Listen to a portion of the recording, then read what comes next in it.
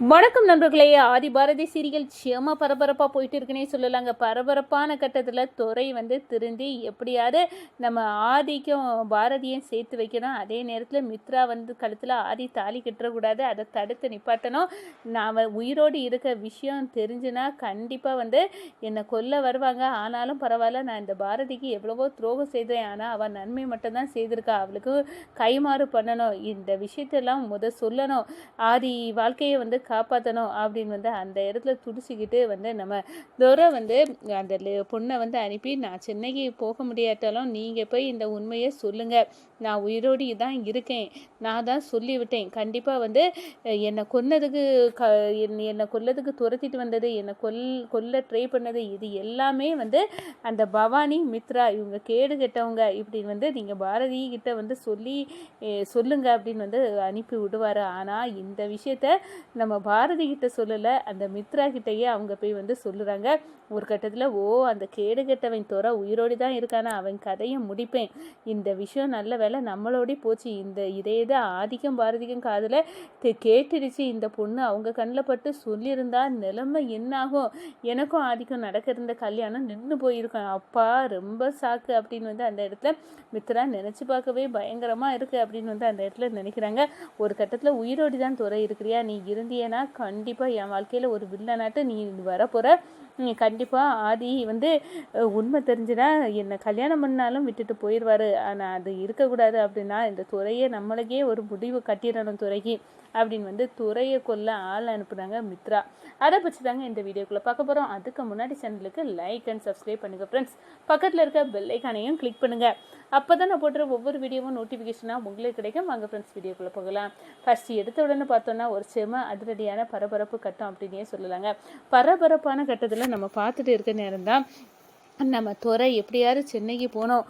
அங்கே போய் ஆதி கிட்ட உண்மையை சொல்லணும். ஆதிக்கும் பாரதிக்கும் நான் ஏகப்பட்ட துரோகத்தை பண்ணியிருக்கேன், ஆனால் அவங்ககிட்ட போய் சொல்லணும். என்னால் போக முடியாது. அவங்க நம்ம அப்போ தான் அவங்க இவ்வளோ கவனிச்சிட்டு இருந்த அந்த பொண்ணு வைத்தியர் இன்னும் வரல, நீங்கள் போக முடியாது, உங்களுக்கு பதிலாக நான் போய் பேசுகிறேன் அப்படின்னு உங்கள் பிரச்சனையை நான் தீர்வுபடுத்துகிறேன் அப்படின்னு சொல்லி அந்த பொண்ணை அனுப்பி வைப்பாங்க. அந்த பொண்ணு போயும் நம்ம மித்ரா கண்ணில் சிக்கிடுவாங்கன்னு சொல்லலாங்க. ஏன்னா அவங்க நம்ம பாரதியை பார்க்கணும் அப்படின்னு அந்த இடத்துல அவங்க பையன் ஆதித்யாவை பார்த்து சொல்லுவாங்க, இங்கே பாரதி மேடத்தை பார்க்கணும் அப்படின்னு சொன்ன உடனே அந்த ஆதித்யாவும் அவங்க அம்மாவை கூட்டிகிட்டு வரேன் அப்படின்னு அங்கே இடத்துல போவாங்க. யாரோ ஒருத்தவங்க உங்களை பார்க்கணுன்னு சொன்னாங்கம்மா அப்படின்னு போடுறாங்க. நிச்சயமாக துறை ஆசைப்பட்டபடி உண்மையெல்லாம் பாரதி மேடத்திட்ட சொல்லிடணும்.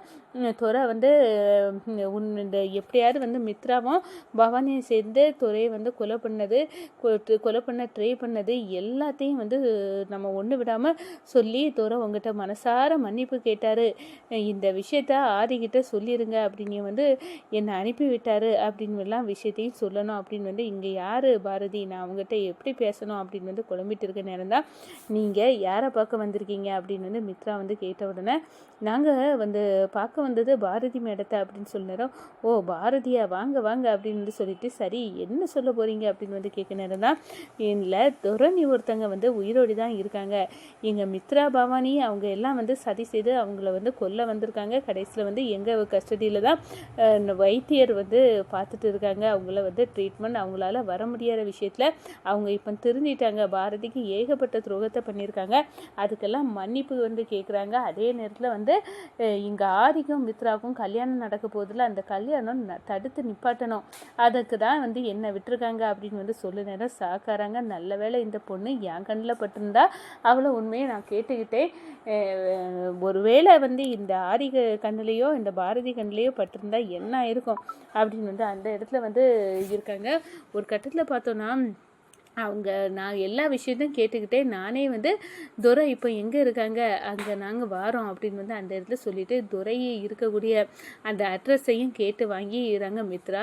துரை நீ அங்கே இருந்துக்கிட்டு இங்கே நடக்க இருக்க என் கல்யாணத்தை தடுத்து நிப்பாட்ட நீ பார்க்குறியா, நான் விடுவேனாடா, உனக்கு வாப்பு வைக்க தான் நான் வந்துட்டே இருக்கேன் அப்படின்னு அந்த இடத்துல மித்ரா ஆட்களை செட் பண்ணி நம்ம பவானி கூட சொல்கிறாங்க, அந்த துரை உயிரோடி தான் இருக்கா, நல்ல வேலை ஒரு பொண்ணை அனுப்பிவிட்டான், அந்த பொண்ணு நான் தான் பாரதின்னு நினச்சிக்கிட்டு எல்லா உண்மையும் என்கிட்ட கக்கிட்டா அதனால துறையை வந்து உயிரோடி விடக்கூடாது, அதனால போட்டு தள்ளிடணும். அப்போ தான் நம்ம ஆதிக்கிட்ட வந்து நல்ல விஷம் போட முடியும். ஆதிக்கு மட்டும் உண்மை தெரிஞ்சுனா துறை மூலம் தெரிஞ்சா நம்மளுக்கு ஆப்பு தான் அப்படின்னு வந்து அந்த இடத்துல வந்து நினச்சி பார்க்கவே பயங்கரமாக இருக்குது.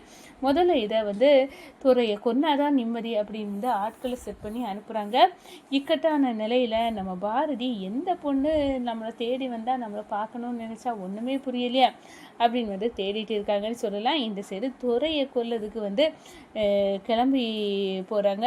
நம்ம மித்ரா வந்து ஆட்களை அனுப்பி வந்து கொன்னுடணும் அப்படின்னு வந்து அனுப்பி விட்றாங்க. இந்த சைடு பார்த்தோன்னா ஒரு கட்டத்தில் அந்த பொண்ணை வந்து பாரதி பார்த்துறாங்க.